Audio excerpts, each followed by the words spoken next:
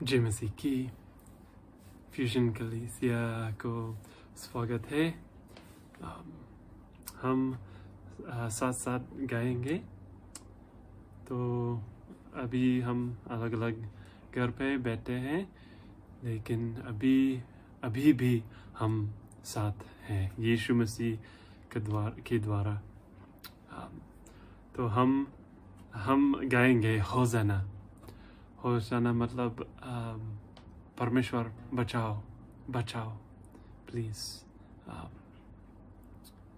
तो हम इसके बारे में हम गा सकते हैं, हम प्रार्थना कर सकते हैं, क्योंकि आजकल रिमाइंडर होते हैं कि हमको परमेश्वर ज़रूरी है, और यीशु के बिना हम कुछ नहीं कर सकते हैं।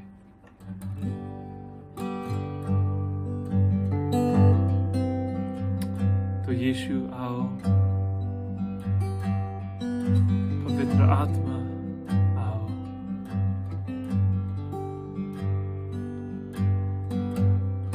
और हम जानते हैं कि आप यहाँ पे हैं, हमारे साथ हैं।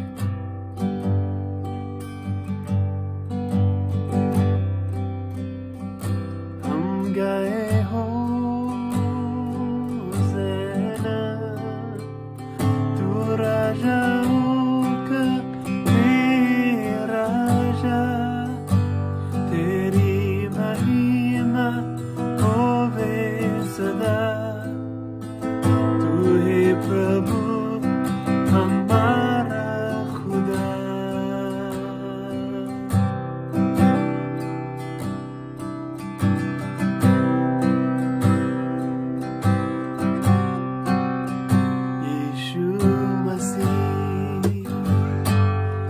तेरे जैसा है कोई नहीं,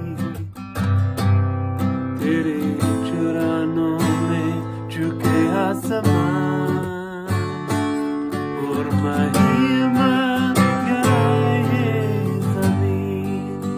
यीशु मसीह तेरे जैसा है कोई नहीं, तेरे झुके आसमान, और महिमा गाए ज़मीन। हम गाए होसाना, तू राजाओं का राजा, तेरी महिमा सदा। तू है प्रभु हमारा खुदा। हम गए होसाना, तू राजाओं का राजा, तेरी महिमा होवे सदा। तू है प्रभु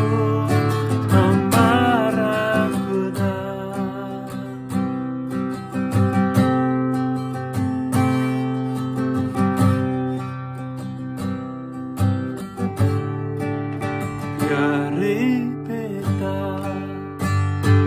तूने हमसे कितना प्यार किया। हमें पापों से छुड़ाने को अपने बेटे को कुर्बान किया। प्यारे पिता, तूने हमसे इतना प्यार किया। हमें पापों से छुड़ाने को अपने बेटे को कुर्बान किया।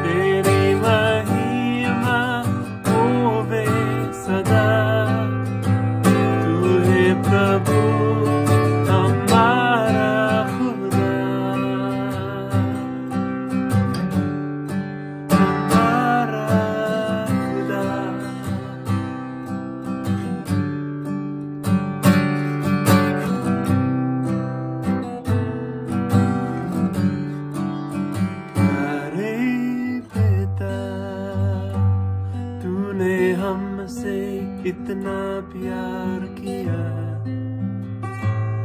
हमें पापों से छुड़ाने को तूने बेटे को कुर्बान किया। प्यारे पिता, तूने हमसे इतना प्यार किया, हमें पापों से छुड़ाने को अपने बेटे को कुर्बान किया। हम गाए होज़ैना, तू राजाओं का राजा, तेरी महिमा होवे सदा। तू राजा हमारा खुदा, हम गाए होज़ैना, तू राजाओं का राजा, तेरी महिमा होवे सदा। तू है प्रभु हमारा खुदा।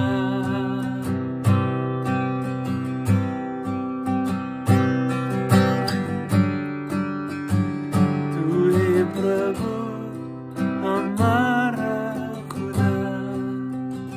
तू है प्रभु हमारा खुदा। तू है प्रभु हमारा खुदा।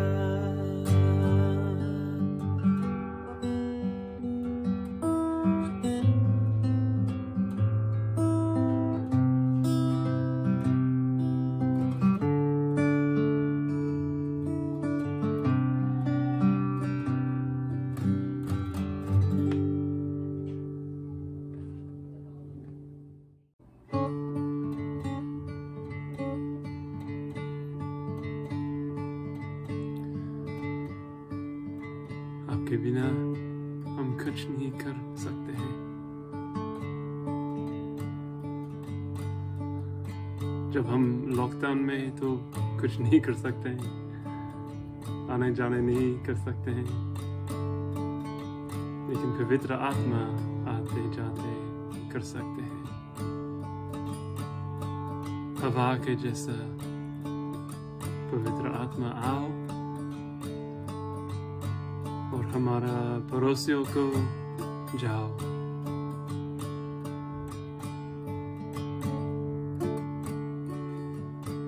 हम प्रार्थना करते हैं यीशु मसीह का महिमा के लिए।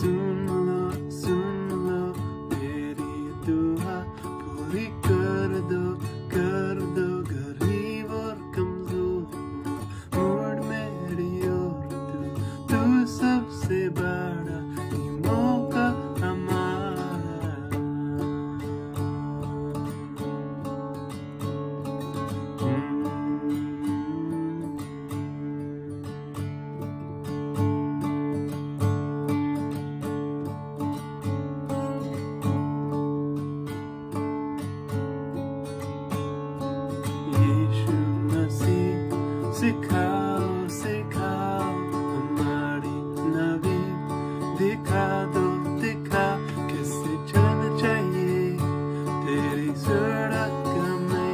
जैसे तू करते हैं वैसे हम भी करें।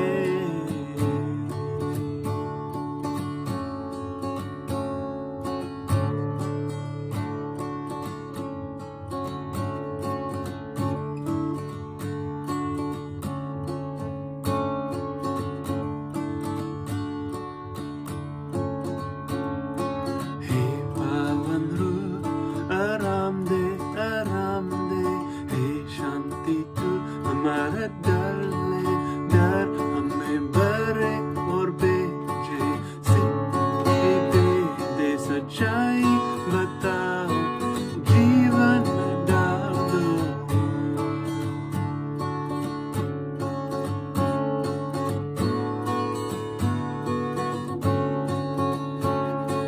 हे खुदा सुन लो फिर दुआ पूरी कर दो गरीब और कमजोर, मोड़ मेरी ओर तू सबसे बड़ा, ये मौका हमारा। यीशु मसीह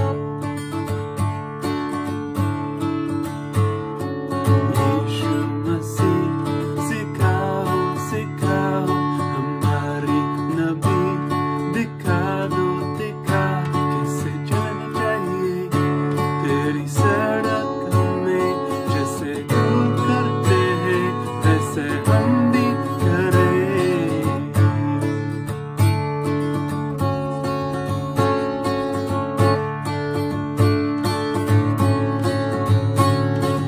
हे पावन आराम दे, हे शांति तू हमारा डाले डर हमें भरे और भेजे, शक्ति दे सच्चाई बताओ, ये जीवन डाल दो। हालेलुया महिमा महिमा महिमा, हालेलुया महिमा महिमा महिमा, हालेलुया महिमा महिमा महिमा, हालेलुया महिमा महिमा महिमा, केवल तेरे लिए, केवल तेरे लिए, केवल तेरे लिए। हालेलुया महिमा महिमा, हालेलुया महिमा महिमा महिमा, हालेलुया महिमा महिमा महिमा, हालेलुया महिमा महिमा महिमा, केवल तेरे लिए, केवल तेरे लिए, केवल तेरे लिए,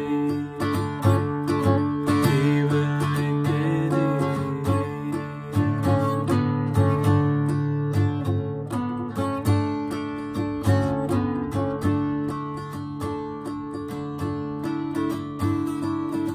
महिमा आपका है,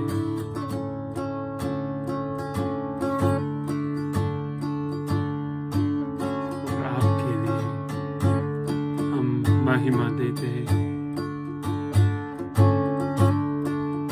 धन्यवाद परमेश्वर,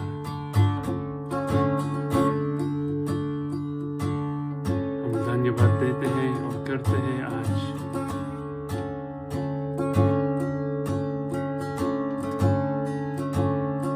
यीशु मसीह के नाम में है, आमीन। आप सबको जय मसीह की। एक बार फिर आप सबका फ्यूजन में स्वागत है। धन्यवाद करती हूँ इस सुंदर आराधना के लिए।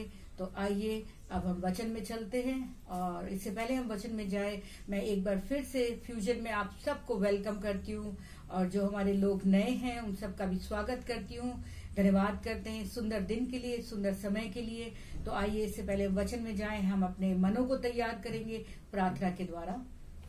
धन्यवाद करते हैं प्यारे प्रभु जी, धन्यवाद करते हैं समय के लिए, सुंदर रविवार के लिए हम आपका धन्यवाद करते हैं पिता।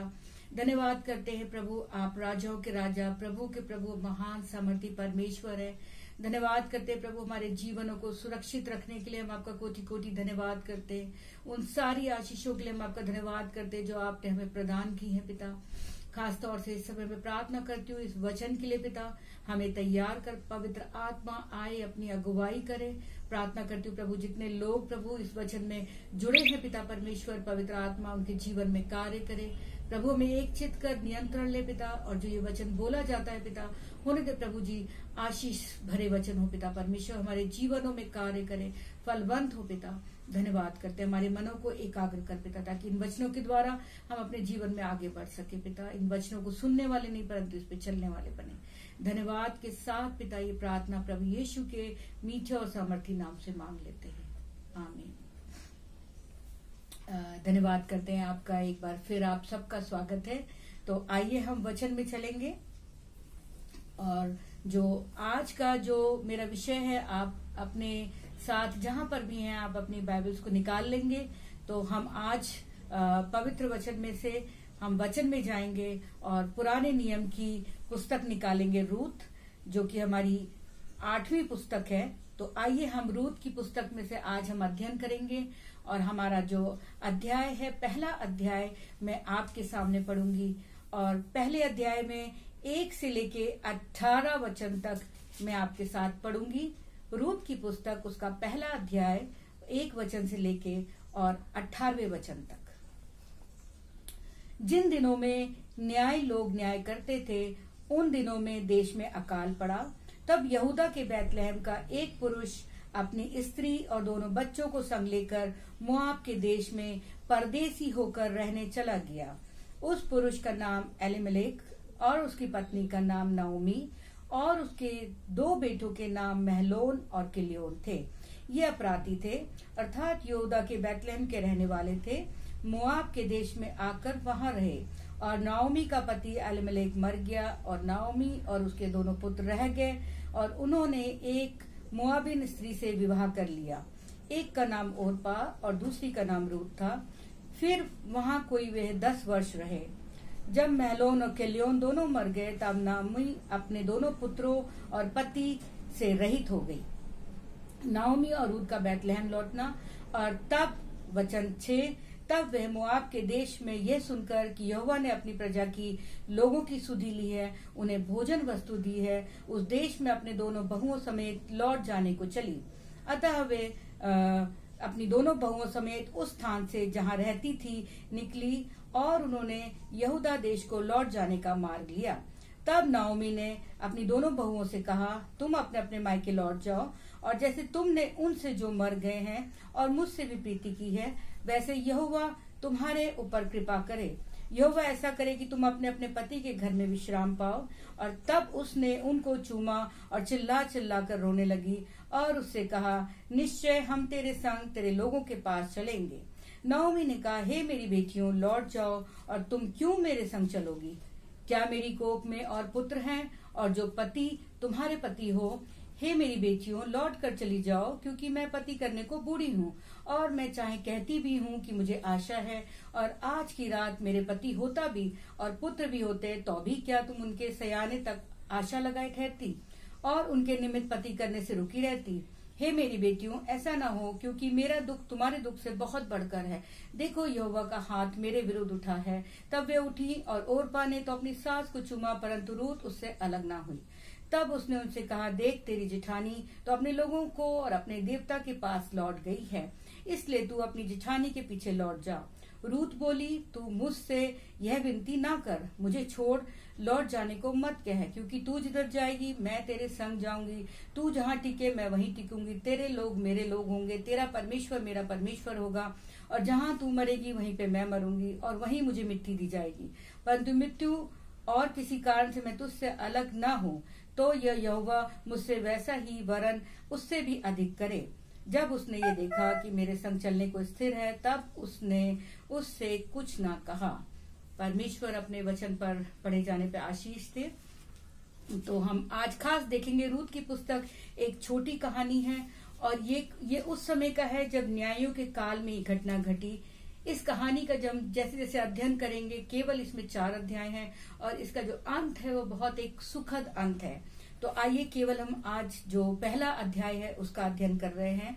और जो रूत थी, तो खास तौर से जैसे हमने इस कहानी में पढ़ा, तो मैं संक्षिप्त में आपको बताऊंगी कि रूत के विषय में, कि इस कहानी में अभी हमने क्या पढ़ा, कि एक व्यक्ति था और वो बैतलहम में रहता था। और बैतलहम का अर्थ है रोटी का घर, जहां पर रोटी की व्यवस्था। इज़राइल बैतलहम जो प्रभु के लोगों का जगह थी, और वहां पर एक परिवार रहता था, और उसमें उस पति का नाम था एलीमेलेक, और एलीमेलेक का अर्थ है मेरा परमेश्वर राजा है। और तब एलीमेलेक जब अकाल पड़ता है, और तब वो ये फैसला ले लेता है, और वो अपनी पत्नी रूत के साथ, अपनी पत्नी नाओमी के साथ, और वो अपने 2 बेटों के साथ उस जगह को अकाल की वजह से ये गलत फैसला लेके वहां से चल देता है। और नाओमी का अर्थ है बहुत ही प्रिय या मनोहर। और तब वे ऐसे देश में जाता है, मोआब देश में जाता है, जो परमेश्वर के लोगों की जगह नहीं है। वो ऐसा देश है जहाँ पे अन्य जातियां हैं, जहाँ पाप से भरा हुआ जीवन है। और वो फैसला कर लेता है उस अकाल में कि मैं उस जगह को छोड़कर, एक रोटी के घर को, बैतलहम को छोड़कर मैं मोआब चला जाऊंगा। और तब वो वहां पर जाता है, और उसके बाद क्या होता है कि कुछ समय पश्चात एलीमेलेक की मृत्यु हो जाती है, और उसके कुछ समय पश्चात उसके दोनों बेटों महलोन और किल्योन की भी मृत्यु हो जाती है। और इस समय अगर हम देखें तो नाओमी अपने परदेश में है वो, और उस जगह में वो अपनी दोनों विधवा बहुओं के साथ वहां पर अकेली हो जाती है। और कुछ समय के पश्चात, और तब जो उसके बेटे हैं वो मुआबिन स्त्रियों से शादी कर लेते हैं, और एक स्त्री का नाम ओरपा है, और दूसरी जो स्त्री ब्याहते उसका नाम है रूत। रूत का अर्थ है दोस्त, मित्र या साथी। और इस समय जब अब दोनों बेटे मर गए हैं, उसका पति एलीमेलेक मर गया है, और वो अकेली रह गई है, और वो सुनती है कि मेरे देश में और जहां पर मैं रहती थी वहां पर इज़राइल में अब परमेश्वर ने दया करी है, और वहां पे भोजन वस्तु अब है। तो वो ये फैसला कर लेती है कि मैं वहां पर चली जाऊंगी। और जब वो तैयारी करती है और वो मार्ग में जा रही होती है, और उस समय वो अपनी दोनों बहुओं से कहती है कि तुम लोग यहाँ से लौट जाओ। और तब उसकी बहुएं कहती हैं नहीं, हम तुझे छोड़ कहीं नहीं जाएंगे।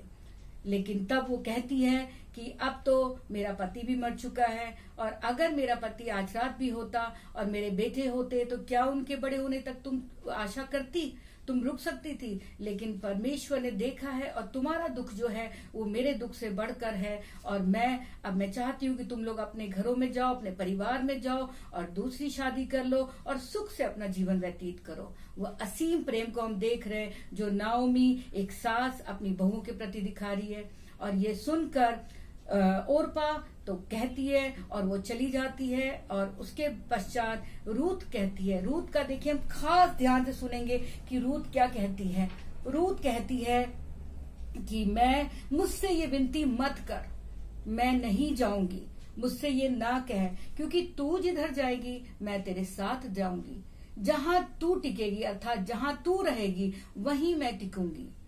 जो तेरे लोग हैं वो मेरे लोग होंगे, और जो तेरा परमेश्वर है वो मेरा परमेश्वर होगा। कितनी बड़ी बात, तेरा परमेश्वर मेरा परमेश्वर होगा, तेरे लोग मेरे लोग होंगे, और जहां तू मरेगी वहीं पर मुझे भी मृत्यु आए। अर्थात वो किसी भी कीमत पर अपनी सास को छोड़ने के लिए तैयार नहीं होती है। और जब वो ये वचन कहती है तो उसके बाद नाओमी उससे कुछ नहीं कहती। यहाँ पर हम देखें कि एक जो ये कहानी है, खास तौर से रूत इजरायली लोगों के गोत्र की नहीं थी, वो मोआब की रहने वाली थी, और उसने अपने स्वयं के परिवार को छोड़कर उसने फैसला लिया कि वो परदेश में जाएगी। उसके कोई बच्चा नहीं था, उसका पति नहीं था, लेकिन फिर भी वो अपने सास के प्रति असीम प्रेम कि वो फैसला ले लेती है कि वो अपनी विधवा सास की देखभाल करेगी। और रूत, और मैं खास आपको बात बताना चाहती हूँ कि रूत और उसकी संतान इज़राइल के महानतम राजा दाऊद के पूर्वज बने। तो अगर हम रूत की कहानी से आज हम देखेंगे कि रूत एक छोटी सी कहानी है, और जिसमें ये न्यायों के काल में घटी है। और यहाँ पर रूत का एक बड़ा फैसला, खास इस कहानी की क्या विशेषता है कि परमेश्वर उन लोगों के जीवन में कार्य करता है जो लोग परमेश्वर के प्रति विश्वास योग्य होते हैं, और परमेश्वर की भलाई उन सब लोगों के लिए होती है। एक गलत फैसला एलीमेलेक ने ले लिया कि वो रोटी का घर अर्थात अपने देश को छोड़कर सडन एकदम परिस्थिति बदली और वो वहां से चला गया। उसने एक फैसला ले लिया जो कि उसका गलत फैसला था और उस फैसले के कारण उस पे कितनी विपत्तियां आई। लेकिन हमारा परमेश्वर विश्वास योग्य है और तब नओमी ने फैसला लिया कि वो वापस आएगी। मेरे प्रिय मित्रों, हम भी कई बार अपने जीवन में एक छोटी सी परेशानी आती है और हम बहुत गलत फैसला ले लेते हैं। हम उस परिस्थिति का सामना नहीं करना चाहते, हम ये भूल जाते हैं कि परमेश्वर हमारे बीच में और हमारे साथ है और हम एक गलत फैसला ले लेते हैं। और अगर हम देखें तो हम इस कहानी से खास ये सीख सकते हैं कि परमेश्वर, पहली चीज, परमेश्वर हमारे जीवनों में नियंत्रण लेता है।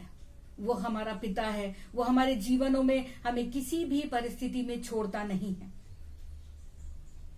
मसीह जीवन में कई बार फैसले लेते समय गलत निष्कर्ष इंसान लेता है, लेकिन हम उस चुनौतियों में, उन परेशानियों में भूल जाते हैं कि परमेश्वर हमारे जीवन में नियंत्रण लेता है। परमेश्वर ने अब्राहम से वायदा किया था, वो वायदे का देश था। परिस्थितियां आती हैं, अकाल का समय आया और एक गलत फैसला, एलीमेलेक मर गया। अन्य जातियों में उनके बेटों की शादी हो गई। आत्मिक तकलीफें, दुख, डिस्ट्रक्शन, डेथ, तकलीफ एक गलत फैसले के कारण। मेरे प्रिय भाई बहनों, हम अपने मसीह जीवन में भी कई बार गलत फैसले ले लेते हैं। और जब अगर हम देखें कि नओमी विश्वास करती है और वो अपने विश्वास के साथ उस जगह को चल देती है, अपने देश को चल देती है। और खास तौर से अगर हम रूत को देखें तो रूत ने इन 10 सालों में जब वो अपनी सास के साथ रही तो उसने इस विश्वास को देखा होगा, उस परमेश्वर के विश्वास को देखा होगा नओमी के जीवन में, और तब वो फैसला ले लेती है। आज अगर हम देखें तो परिस्थिति में, आज के समय में अगर हम देखें तो बहुओं का और सास का रिलेशन अगर हम देखें तो ज्यादा अच्छा नहीं होता।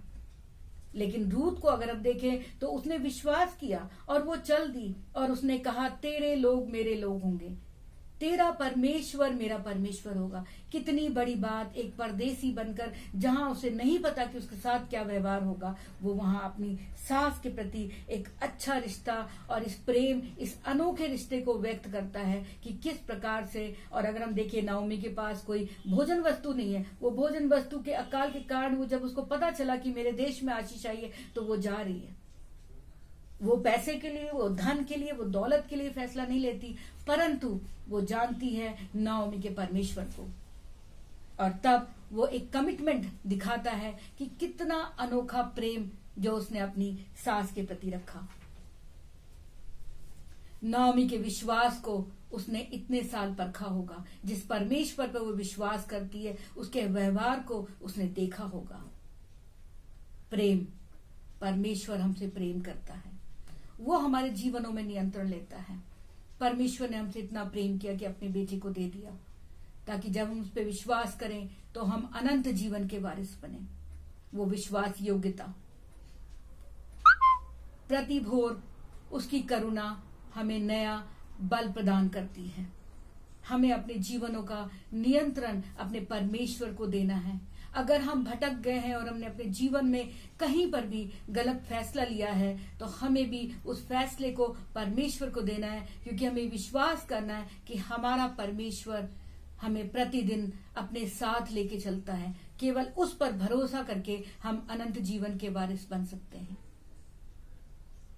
उसकी महिमा, वो हमारे हृदयों को जांचने वाला परमेश्वर है। वो हमारे हृदय की चट्टान है। हमें केवल और केवल अपने जीवनों का नियंत्रण उसको देना है जो जीवित और सामर्थी परमेश्वर है। और तब दूसरी बात जो हम रूत की पुस्तक से सीखेंगे कि हमारा परमेश्वर, चाहे हम स्त्री हैं या चाहे पुरुष हैं, परमेश्वर, हम सब परमेश्वर की नजर में एक हैं। एक, चाहे हम अन्य जातियों से कहीं से हो, हमारा परमेश्वर हम सब से प्रेम करता है। वो पक्षपात नहीं करता। रूत इजरायली नहीं थी, वो एक मुआबिन स्त्री थी, परंतु परमेश्वर की योजना एक महान योजना उसके लिए थी। परमेश्वर ने उसे चुन लिया था, क्योंकि हमारा परमेश्वर राजाओं का राजा, प्रभुओं का प्रभु पक्षपात नहीं करता। उसने हमारे पापों के लिए प्रायश्चित किया है। केवल हमारे ही नहीं परंतु जगत के सबके पापों के लिए परमेश्वर ने अपने बेटे को हमारे लिए कुर्बान कर दिया। रूत का जीवन एक जीवित गवाही है। वो प्रेम, वो नई आशा को हमारे जीवन में देता है कि किस प्रकार से उतना उसने एक बड़ा रिस्क लिया कि वो चल देती है, वो चुनाव करती है। मेरे भाई बहनों, कई बार हमारा चुनाव भी ओरपा की तरह हो जाता है, अर्थात वो रास्ता जो ओरपा ने लिया, एक आसान रास्ता कि उसने सोचा बस बहुत हो गया, और इसके बाद वो फैसला ले लेती है और वो लौट जाती है। लेकिन अगर हम रूत का चुनाव देखें तो एक लंबी यात्रा का चुनाव रूत ने अपने जीवन में लिया। परमेश्वर का वचन मत्ती की पुस्तक में कहता है, यदि कोई मेरे पीछे आना चाहे तो अपना इनकार करे और अपना क्रूस उठाए और मेरे पीछे हो ले। हमें परमेश्वर के पीछे अपने जीवन को लेके चलना है। वो कहता है अपनी क्रूस उठाए और मेरे पीछे हो ले। हमें आसान रास्ता जो ओरपा ने चुना उसका चुनाव नहीं करना है, परंतु एक लंबी यात्रा के लिए कि जिस प्रकार से रूत निकल चली, वो उस परमेश्वर पर विश्वास करके, जो नाओमी जिस पर विश्वास करती थी, हमारा परमेश्वर जो सच्चा परमेश्वर है उस पर विश्वास करके रूत ने ये फैसला लिया। आज हम कौन सा रास्ता लेते हैं अपने जीवनों में? परमेश्वर के संग चलने का फैसला। बाइबल में बहुत से ऐसे कैरेक्टर्स हमने देखे। दाऊद का जीवन अगर हम देखें, अगर हम देखते हैं, यूसुफ का जीवन देखते हैं, एक लंबी यात्रा, लेकिन परमेश्वर लगातार उनके साथ रहा। आज अगर हम परमेश्वर के साथ चलने का फैसला लेते हैं, क्योंकि हम परमेश्वर की नजर में हम सब बराबर हैं, हम चाहे स्त्री हैं, पुरुष हैं, किसी भी जाति से आए, हमारा परमेश्वर हमसे प्रेम करता है, वो हम पर दया करता है, वो हम पर करुणा करता है, वो हमारे हृदयों को जांचता है। वचन बताता है, ना कोई यहूदी, ना कोई यूनानी, ना कोई दास, ना स्वतंत्र, ना कोई नर, ना कोई नारी, क्योंकि तुम सब मसीह में एक हो। हम सब मसीह में एक हैं।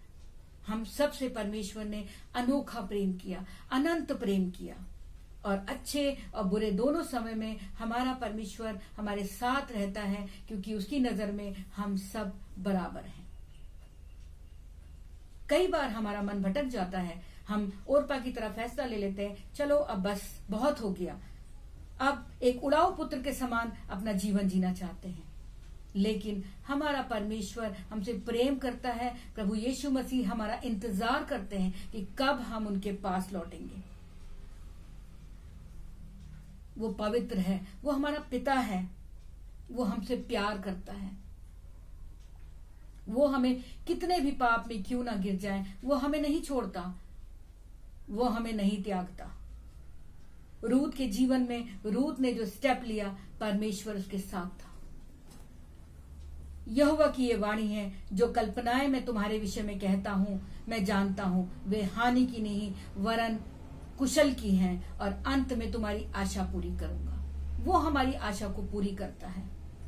हमारे जीवन में बहुत से तूफान आते हैं, बहुत सी परेशानियां आती हैं, लेकिन हमारा प्रभु हमारे साथ रहता है। वो हमें कभी छोड़ता नहीं, वो हमें कभी त्यागता नहीं। मैं अपने जीवन से एक गवाही दूंगी। आज 18 अप्रैल है, और 18 अप्रैल आज से 18 वर्ष पहले मेरे पति की मृत्यु हुई। मेरे भी बच्चे छोटे थे, और जीवन में एक बहुत बड़ा तूफान आया, अत्यंत बड़ा। बच्चे छोटे, हाथ में नौकरी नहीं थी, परिवार टूट चुका था, पति की मृत्यु हो चुकी थी, रहने का ठिकाना नहीं था, पैसे नहीं थे, बैंक बैलेंस नहीं था, कुछ नहीं था। लेकिन वो तूफान, वहां से परमेश्वर ने मुझे उठाया। वो हमारे हाथों को कभी नहीं छोड़ता है, वो हमें जानता है, वो हमारा उद्धार करता है। और वचन कहता है, जब मैं उसकी बाट जोहता हूं तो मैं गिरता हूं तो वो मुझे उठाता है और अपनी ज्योति में लेके चलता है। परमेश्वर ने मेरे हाथ को भी पकड़ा और लेकर चला। आज मैं धन्यवाद करती हूँ। 18 साल पहले का जीवन अगर मैं सोचूं, और जब मैं इस वचन को तैयार कर रही थी तो मैं याद कर रही थी कि किस प्रकार से उन कठिनाइयों से निकालकर परमेश्वर ने मेरा हाथ नहीं छोड़ा और मुझे आगे बढ़ाया।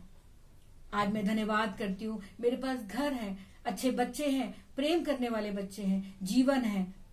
मैं धन्यवाद करती हूँ सब बातों का। हमारा परमेश्वर हमें कभी नहीं छोड़ता, उसने मुझे कभी नहीं छोड़ा। खास तौर से मैं इस समय, जो नए लोग इस समय मुझे देख रहे हैं या जो लोग हमारे साथ जुड़े हैं, किसी भी परिस्थिति में हैं, याद रखिए कि हमारा परमेश्वर हमसे प्रेम करता है और वो हमें कभी नहीं छोड़ता। उसने मुझे कभी नहीं छोड़ा, उसने मुझे कभी नहीं त्यागा, वो आपको कभी नहीं छोड़ेगा। वो प्रतिदिन हमें नया बल प्रदान करता है, वो हमारे जीवन को आगे बढ़ाता है, वो हमें नष्ट नहीं होने देता। चोर चोरी करने, घात करने आता है, लेकिन हमारा परमेश्वर आया कि हमें बहुतायत का जीवन दे। खत्म नहीं हुआ। डेथ, डिस्ट्रक्शन, रोना, तकलीफ थी मेरे जीवन में, लेकिन प्रभु ने मेरे हाथ को पकड़ा और मुझे लेकर चला। ये नहीं कि हम मसीह जीवन में हैं तो हमारा जीवन बिल्कुल अच्छा हो गया, लेकिन उसका वचन कहता है चाहे मैं घोर अंधकार से क्यों ना होके चलूं तो भी मैं तेरे साथ हूं। वो हमारे साथ है, वो हमारे अंधियारे में वो हमारे साथ है, वो हमें पकड़े रहता है हमारे तूफानों में। हमें केवल उस पर विश्वास करना है कि वो हमारा प्रभु है। वो हमारे कदमों को डगमगाने नहीं देता, लेकिन हमारा विश्वास कहां पर है? वो हमारी सुधि लेता है, वो हमारे दुखों पर दृष्टि करता है, कष्ट के समय में वो हमारे साथ रहता है। वो हमारे अपने हाथों को बढ़ाकर, अपनी दाहिनी भुजा को बढ़ाकर हमारा साथ देता है। वो कहता है डर मत, मैं तेरे साथ हूं। इन वचनों पे चलना आसान नहीं है, लेकिन जब हम प्रभु के साथ एक रिश्ता बना लेते हैं, एक फैसला ले लेते हैं, जैसे रूत ने फैसला लिया और वो आगे बढ़ी, और आगे की कहानी में हम देखेंगे, जब हम अगले वचनों में जाएंगे, नेक्स्ट वीक देखेंगे किस प्रकार से परमेश्वर ने उसके जीवन को छू लिया, किस प्रकार से परमेश्वर ने उसके जीवन को बदल दिया। परमेश्वर हमारे जीवनों को बदलता है। रूत कितनी बड़ी आशीष बनी। रूत की वंशावली के द्वारा ही यीशु का जन्म हुआ। कितनी अद्भुत बात। वो परमेश्वर दया का परमेश्वर है। वो हमारे जीवनों को भी आशीषों से भर देता है। वो हम सबसे प्रेम करता है। और तब तीसरी बात, वो हमारा छुटकारा देने वाला परमेश्वर है। वो हमें विपत्तियों से छुड़ाता है, टूटे मन वालों के साथ उनके समीप रहता है और पिसे मन वालों को जांचता है। उसने रूत का जीवन देखा, रूत पे दया करी। किस प्रकार से रूत, जो एक परदेसी थी, जो एक अन्य जाति की थी, जिसके पास कोई औलाद नहीं थी, जिसके पास उसका ससुर मर चुका था, जिसका उसका पति मर चुका था, वो एक ऐसे देश में चली थी जहां पे उसका लालन पालन नहीं हुआ था, लेकिन फिर भी वचन कहता है कि वो टूटे मन वालों के समीप रहता है, वो पिसे मनुओं को उद्धार देता है। रूत के जीवन में छुटकारा आया जब उसने डिसाइड कर लिया कि वो नाओमी को नहीं छोड़ेगी, और उसने एक रिस्क उठाया। वो जानती थी कि किस परमेश्वर पर नाओमी का विश्वास है। मेरे भाइयों, मेरी बहनों, परमेश्वर से दूर रहकर हम कुछ नहीं पा सकते। एक बार फिर हमें अपने परमेश्वर के पास लौटना है। वो हमारा छुटकारा देने वाला है। यहोवा हमारा घर है, वो हमारी चट्टान है, वो हमें छुड़ाने वाला है, वो हमारी ढाल है। उस पर विश्वास करें और तभी हमारा छुटकारा है। हमारे परमेश्वर ने अपने बेटे को हमारे छुटकारों के लिए, हमारे पापों के लिए उसने दे दिया, ताकि हम एक ऐसा जीवन पाएं जिसमें हम अनंत जीवन के वारिस बने। लेकिन हमें अपने जीवनों को उस डाली के साथ जोड़ना है। जो डाली परमेश्वर से जुड़ी रहती है वो अनंत जीवन तक फलदायी होती है। यदि हम चाहते हैं कि हमारे जीवन फलदायी बने, तो आज हमें भी अपने प्रभु यीशु मसीह के साथ वो रिश्ता बनाना है, वो प्रेम का रिश्ता बनाना है, वो विश्वास का रिश्ता बनाना है, जहां हम समझ सके कि हमारा जीवन केवल परमेश्वर के नियंत्रण में है।